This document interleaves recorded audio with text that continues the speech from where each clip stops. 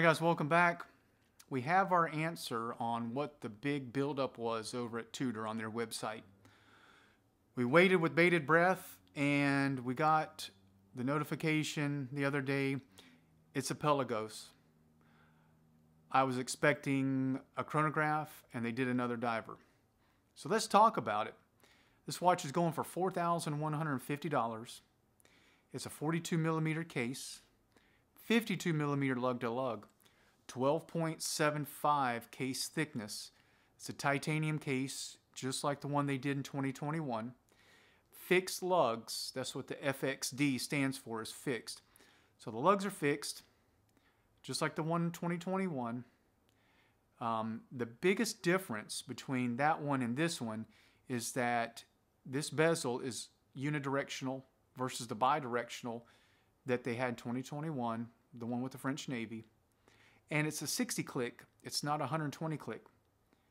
And they wrote Pelagos in red versus the other one. I mean, that's really the only change, the changes that they made to quantify this major release that they hyped up on their website.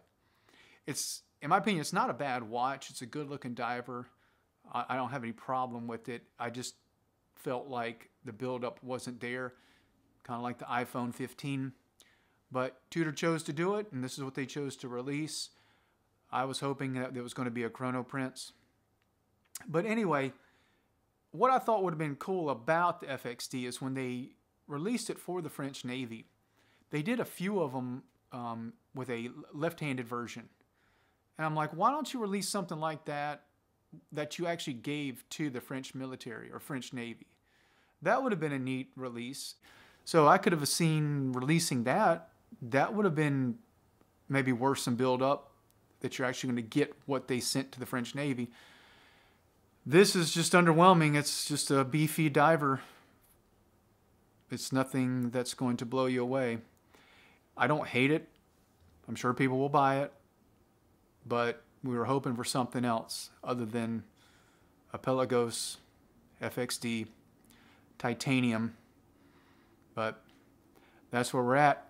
I would love to have seen it on at least a bracelet, because with the fixed lugs and you're stuck with a NATO strap on a watch that's over $4,000, I would probably take the factory strap that came with it, put it in the box, and then buy another NATO to use, because I wouldn't want to ruin the original. That's the only thing I hate about a watch that has fixed lugs, is that you're stuck with only using a NATO. But it's too huge. I wouldn't be wearing it. It's not going to fit my wrist. It looks good. I mean, it's a good looking watch. All of the Black Bay, the Pelagos, they all look good. I mean, that is Tudor's bread and butter. But I feel they're overdoing it. Kind of like Omega has just milked the Speedmaster to death. It's kind of like, okay, you've got a great diver. You've got a great lineup of divers, Tudor. You don't need to keep going down that road. I mean, it's almost like, hey, let's just change the color. We'll have a big announcement and people will go crazy. It's like, look, just leave the Black Bay where it is. You've got a good assortment of sizes.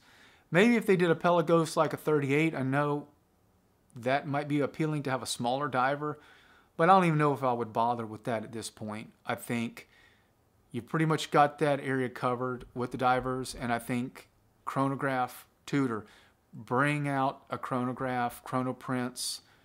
That's going to do well. I'd love to see that. So, hey, put your thoughts below. What do you think about it? What do you think that Tudor should be bringing out or releasing or re-releasing from their catalog?